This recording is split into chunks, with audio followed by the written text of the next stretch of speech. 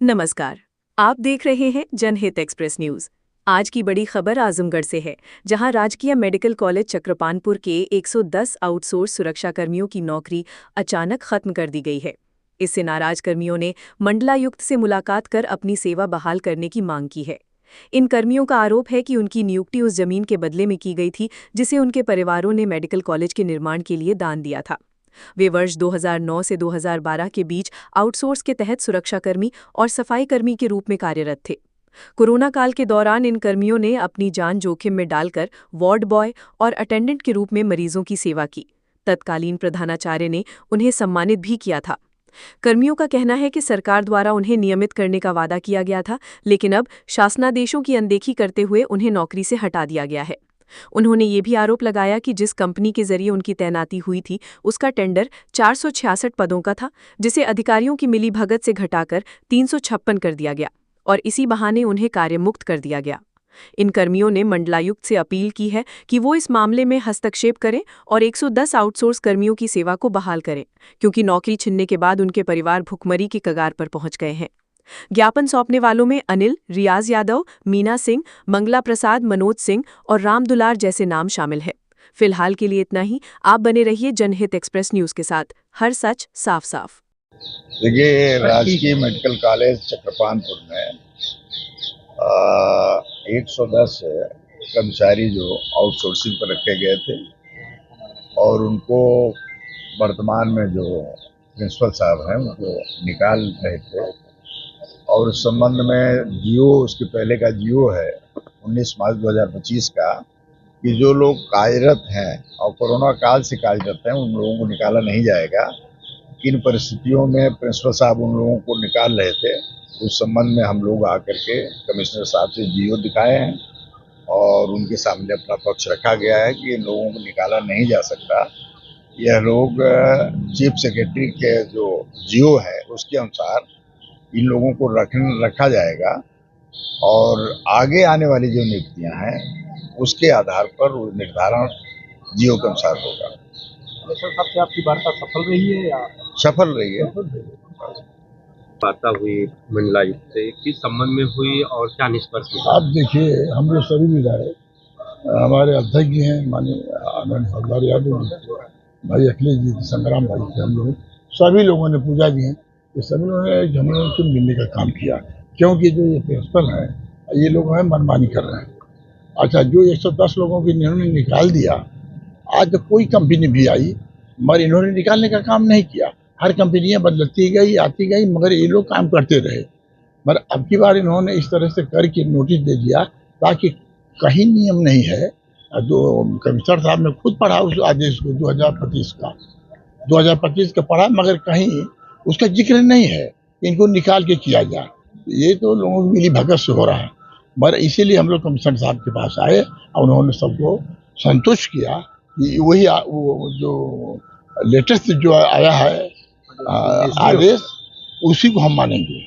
तो इन्होंने उसी पर बात में कह दिया कि जो लेटेस्ट आया है तो आप करिए, उस पर रखिए, अगर जरूरत पड़ी तो हम बात कर लेंगे, ऊपर बात कर लेंगे। ये लोगों की जमीनें निकली हैं, जलालपुर के लोग ज्यादातर हैं, इन लोगों की जमीनें निकली हैं, हर बात है, काम भी कर रहे थे, तो इनको निकाल देंगे, कोई बात नहीं हुई।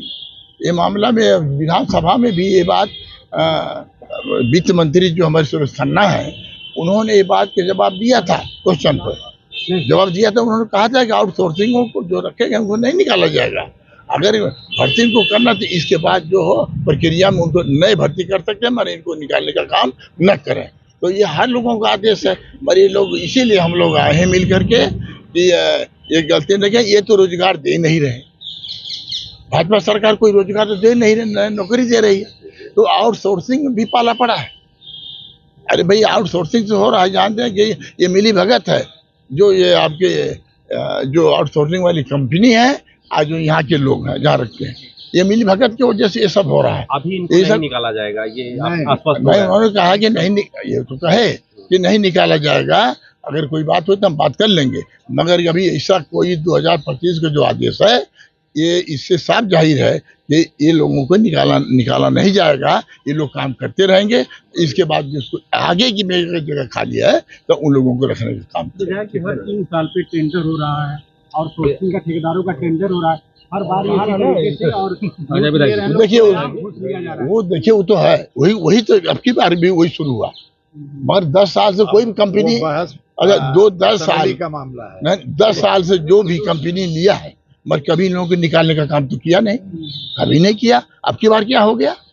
अब ये लोग मिली भगत है, ये इसलिए हम लोग आए हैं क्योंकि जिले का सबसे बड़ा अधिकारी कमिश्नर साहब है इस मामले में, हाँ मंडल के, तो इन्होंने अपना उनको निर्देश देने का काम आप लोगों के साथ सपा का प्रतिनिधि मंडल आया था विधायकों का, तो क्या आश्वासन मिला है? अपना परिचय देते हुए। जी, मेरा नाम अजय कुमार है और हम लोग स्थानीय राजकीय मेडिकल कॉलेज के निवासी हैं और कर्मचारी भी हैं।